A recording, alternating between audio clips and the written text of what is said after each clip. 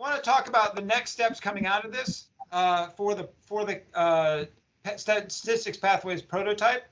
I want to note, we took a prototype approach to this in part because it allows us to learn and adapt as we go. It allows us to refine the experience, and it also allows us, because we created cohorts, to sort of build this rocket ship with one another and share what the experiences are. So we did have the first cohort started out in the last fall with 15 institutions. These are the prototype, and it says prototype 1 because this is essentially our first cohort. If your name is on here and you're a little surprised by that, my apologies to not let you know, but these are our 15 prototype institutions. And I sort of want to reiterate what was expected in the prototype. So again, the big part of this is that statistics, to create a statistics pathway. It's a clear pathway. It's offering statistics without a prerequisite in area A2. It's not removed from area D. It's simply added to area. It's in both areas. It is, however, more than just that. It is identifying the programs which statistics is the best math, the best fit for their first math, and to make sure that we advise students appropriately into that. Additionally, because of what happens with area A2, and I mentioned this just minutes ago, that the area D course now becomes somewhat of a question, like what does a student take as their science or math or technology course in area D if they've taken what used to be that course now in area A. Learning support is another part of that. Again, if you are an institution that offers learning support, the expectation is that students would get placed into co-requisite support for statistics at the same level that they would be placed into, same exemption levels as math modeling and quantitative reasoning. Something else is important, and we sort of had to check some of this down, is to make sure that the Gen Ed Council knows, because this is something that it's a Gen Ed issue, that after it's gone through all of your local governance, you put this into place and you've met all the requirements. The Gen Ed Council, there's a requirement, there's a letter that you send. It currently goes, because the council is in transition in its leadership, it goes to Barbara Brown, but that's part of the requirement. And at this point, as far as I know, that has all been done. All of that work has been done at the prototype institutions. And, sort of to keep in mind, to remind us where we came from with respect to the this pathway. The pathway fits into the Brownie. It fits into this idea of a clear pathway as well as purposeful choice. It has an academic focus and complete initial in math. So it actually ticks off a lot of things on our Brownie slide, but it also has in it its own elements of being a Brownie, right? It's all of these things together. This is actually a much more complicated recipe than our Momentum Brownie. But if you think about it, it has some of the same elements. That we expect all of this to be done as part of a comprehensive whole. So, having said that, what we know from the conversations that Bruce Van Dahl had with many of y'all and the conversations that I've had with some of y'all is that we're close but not quite done yet. And that many of you are fairly happy with where you are, but there's still work to be done. And we are looking towards finalizing this implementation. We want the prototype 1 institutions to be on track to be on track to finalize their implementation. Does not mean that it's a finished product. There's again this idea that we'll learn and grow from this, but that at least the core elements of the prototype are in place at your institution.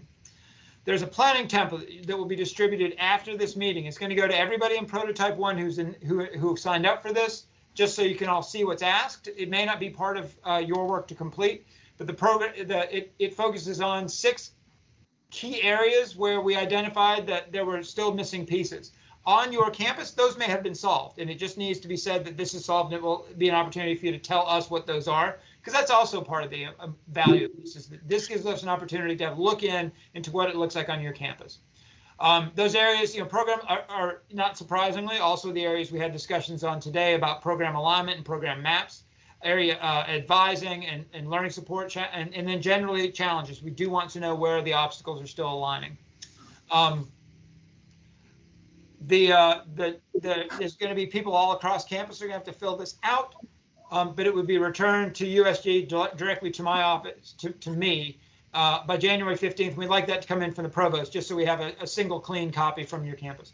It's not to say that you'll be done with it on January 15th, but we want to know that if there's pieces of this that are not finished, that you know that you have a timeline on it. And some of the questions about this are actually, sort of somewhat related to technical conversations about getting it described in degree work. We know there are campuses where the program maps are not complete. So we ask that you work on in the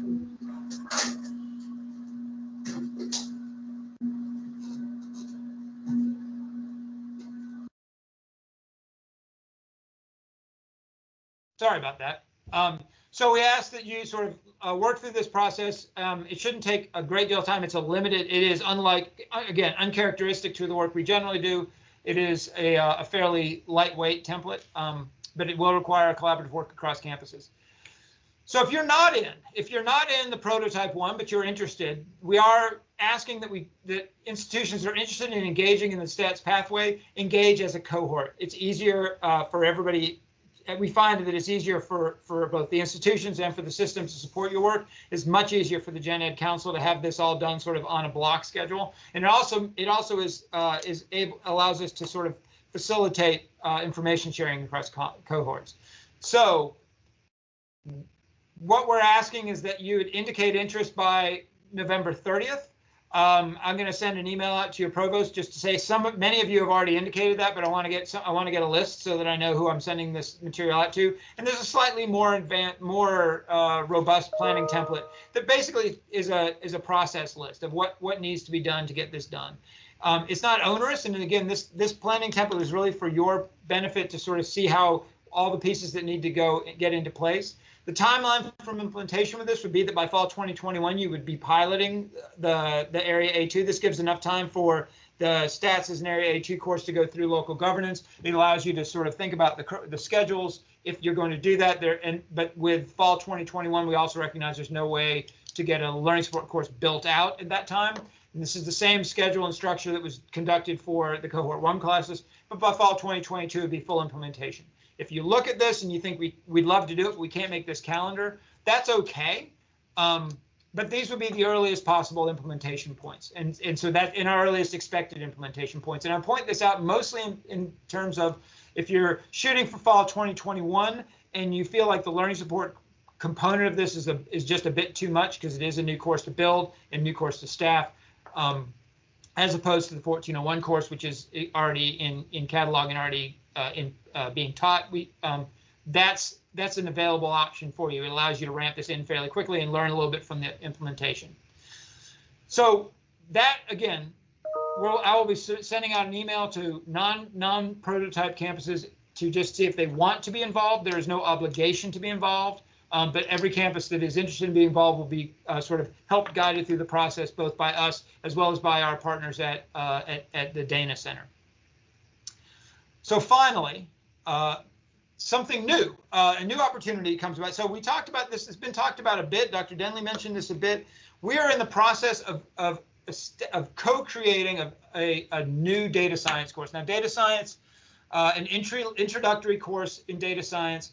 The course is currently offered at Coastal Georgia and is offered with no prerequisite other than satisfying learning support.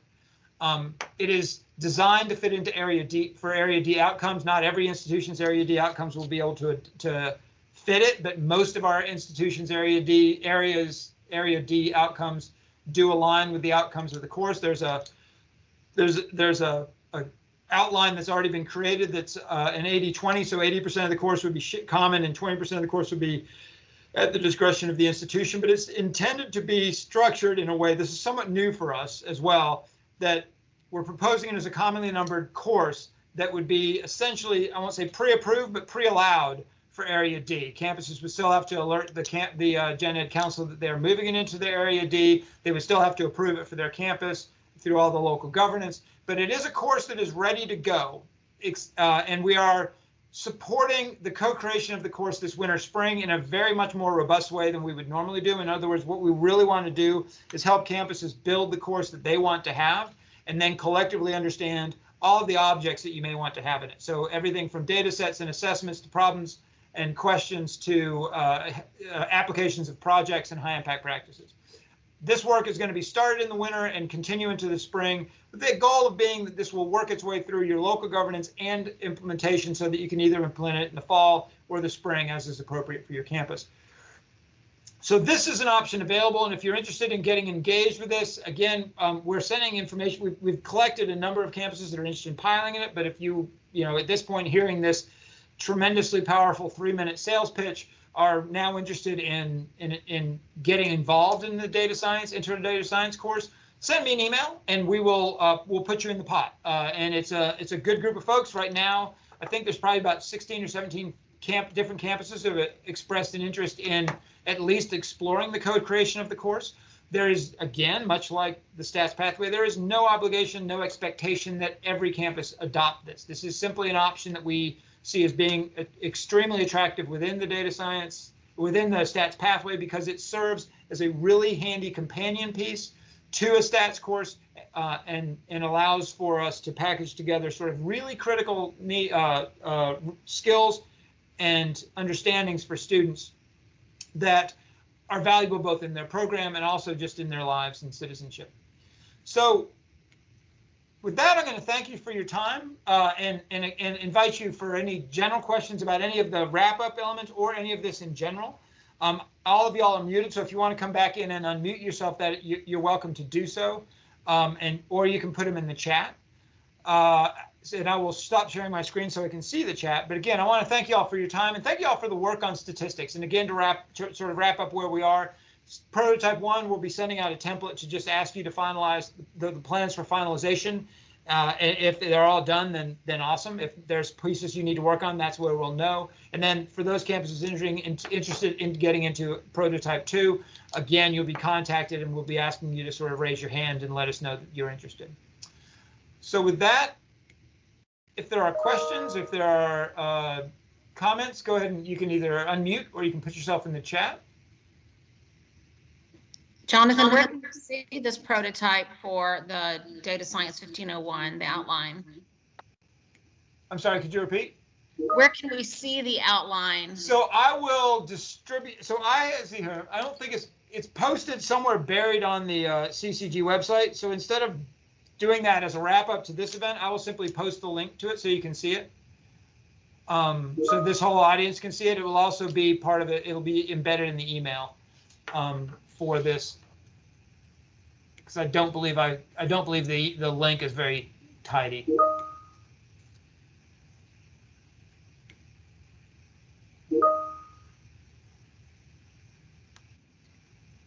It's me again, Donna. Will this be assumed to be taught in the math department, or can it be taught? It's so interestingly, when this course has been discussed, it has a variety of folks who could teach it. The requirements for the course would be are such that you could see a range of folks teaching it. So it's across a number of disciplines. So obviously math, computer science disciplines as well. And also a number of social science disciplines, but the reality of it is that for the most part, the faculty that are going to be most likely to teach it, at least out the gate, are going to be math. Jonathan, we have a question from Bruce. Can you or Barbara clarify, oops, just lost it, whether institutions can add Area D course that has Math 1401 as a prerequisite? I'll take that one. Technically, you can't specify Math 1401 as a prerequisite under the current prerequisite rules, but there are kind of two alternatives. One is try it and see if you can get it through the Council on General Education. Given that we're in the midst of a shift, they may agree. The other thing you can always do, and this is guaranteed to work, is you can just say you have to complete an Area A2 math course as a prerequisite for Area D. That falls within the prerequisite rules since everybody has to take an Area A2 math course.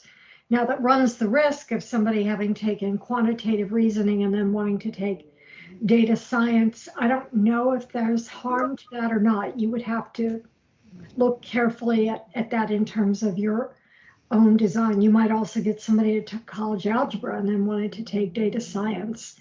I'm in favor of just saying finish your area A2 math if you can do it. But if it's like Georgia Highlands has an advanced statistics, and I can't remember what they did with the prerequisite, but I think you could make a pretty good case that this should follow Math 1401 in Area A2. So, although it's counter to the usual prerequisite advice, I encourage you to try it.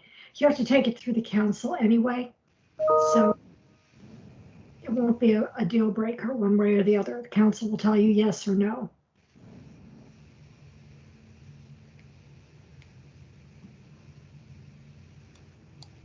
Thanks, Barbara.